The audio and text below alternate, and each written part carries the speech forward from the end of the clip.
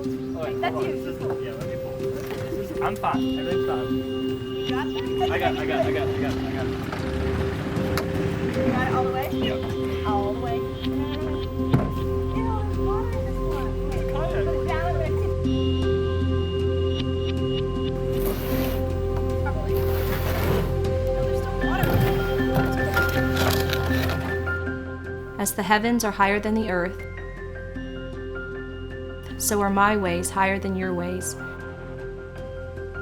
and my thoughts than your thoughts.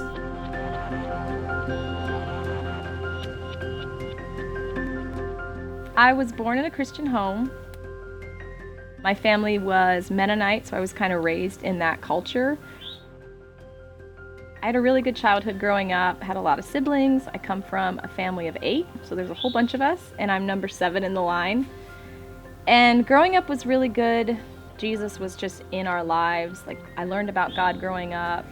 I remember my dad would often have like devotions with his kids in the evenings. And so I grew up in kind of like a sheltered environment where I had just heard about God like for as long as I can remember. And I got saved at 13. I was at a youth camp. And for a while I had felt like God calling me, I guess. And I kind of was just like, I was interested, but I was also like, I'm scared and I don't want to say yes, and kind of pushed it away for a while.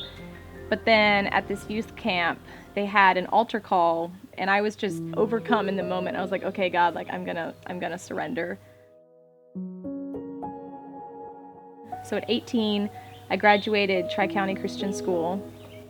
And at the time, I kind of had my life planned out. I was like, I want to travel, I want to become a teacher. Like I was like, this is how my life is going to look, and it's going to be great. And it did not work out that way.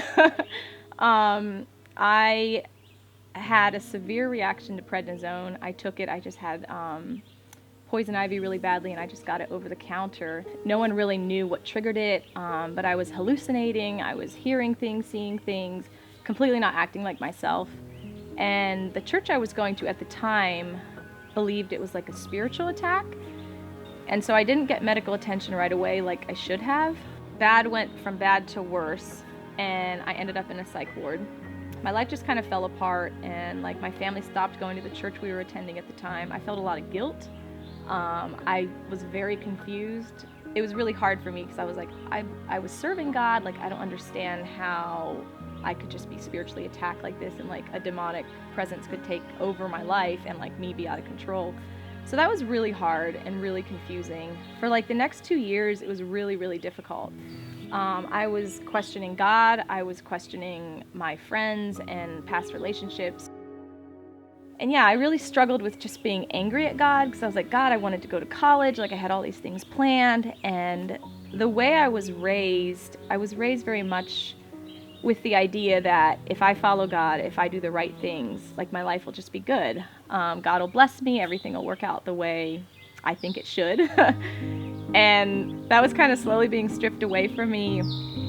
And I realized like I really don't know who God is.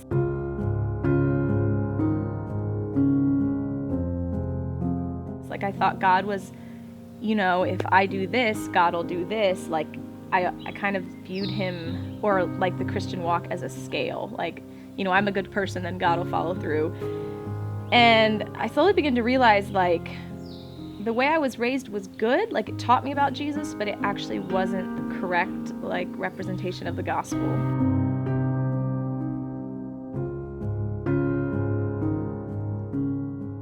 I still really wanted to travel, and I was kind of getting over my sickness and like getting back on my feet, that I was like looking to go overseas, maybe teach or serve in an orphanage or something. And one of my friends is like, there's a family in Thailand that's looking for a homeschool teacher, and like this would be a perfect opportunity. So I got in contact with the lady, and everything just fell into place like perfectly. And I was like, God, this has to be you, because I couldn't have thought about this. It was just crazy how God came through, because I said yes, but then I was terrified. I was like, I don't know what I just committed myself to. Like, this is insanity. It was extremely hard. I had really intense culture shock. The job was a lot more difficult than I figured it would be. I all of a sudden like really missed my family, and I was like, oh my goodness, I'm in a place I don't know a single person. But at the same time, I was like, I know I'm supposed to be here. Like, everything lined up. I really felt peace that this is where God wanted me to be. But it was really, really hard. And I feel like he was just teaching me, like, the same thing. Like, it's not a scale, Melissa. Like, you know, just because you follow me doesn't mean your life's just going to be perfect and easy. Like, I'm teaching you things. I finally was broken enough. I came to a place where I could forgive a lot of the people, like all the people that had hurt me with me getting sick, because I had been holding bitterness for a while. And I was able to actually completely forgive them, and that was like huge. End of that year, I was like, okay, now what do I do? Like, I don't know where to go from here. And something in my back of my head, I believe it was God, was like, it's time to go home. Like, you've been gone 5 years. Like, it's time for you to go back home. My next big prayers were like, okay, God, I need a church. I need community. I need somewhere to live. Like, I'm at ground zero again. And again, God just came through, and I found a place to live with my brother. I found the Grove. I had work available. And it was just really awesome how God opened up so many doors. Like, the thing I was most afraid of, he was just like, I got you, you know, like, this is where I want you to be.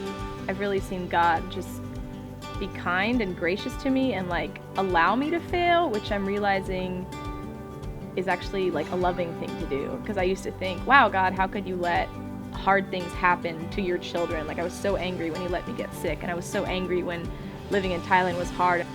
But I feel like I'm learning that even like through all that, God's like, this is how I'm teaching you, because you're stubborn and you don't learn easily. So like, I'm gonna let you fail, which is a good thing, so that I can actually teach you like how much I love you. And it's not a scale. And I feel like very connected at the Grove and just have a great community. And I don't really know what the future holds, but that's okay. Like, I'm learning that I can trust God. He's been with me in the darkest time of my life when I was just like begging to die, and he was like right there with me. And so I'm like, whatever happens, like, it'll be okay, even if it's the hardest thing you've ever endured.